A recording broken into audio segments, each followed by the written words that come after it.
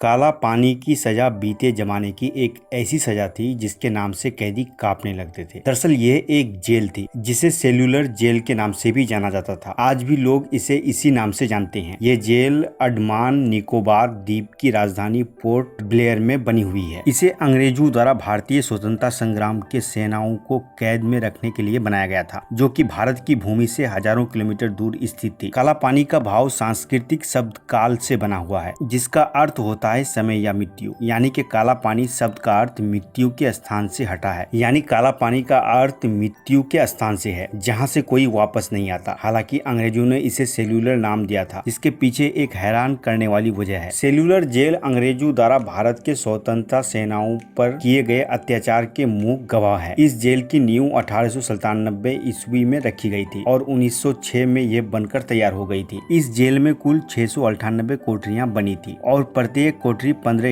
× 8 feet की थी। इस कोठरियों में 3 मीटर की ऊंचाई पर रोशनदान बनाए गए थे ताकि कोई भी कैदी दूसरे कैदी से बात ना कर सके। यह जेल गहरे समुद्र से घिरी हुई है, जिसके चारों ओर कई किलोमीटर तक सिर्फ और सिर्फ समुद्र का पानी ही दिखता है। इसे पार करना किसी के लिए भी आसान नहीं था, लेकिन इसके बाद जेल से बाहर निकल पाना, भाग जाना लगभग नामुमकिन था, क्योंकि ऐसा कोशिश करने पर कैदी समुद्र के पानी में ही डूबकर मर जाते। इस जेल का नाम सेल्यूलर पड़ने के पीछे एक वजह है। दरअसल यहाँ हर कैदी के लिए एक अलग सेल होती थी और हर कैदी को अलग अलग ही रखा जाता था ताकि वो एक दूसरे से बात नहीं कर सके। ऐसे में कैदी बिल्कुल अकेला पड़ जाते थे और वो अकेलापन उनके लिए सबसे भयानक होता था। कहते हैं कि इस जेल में ना जाने कितने ही भारतीयों को फांसी की सजा दी गई थी। इसी वजह से इस जेल को भारतीय इतिहास का एक काला अध्याय कहा जाता है।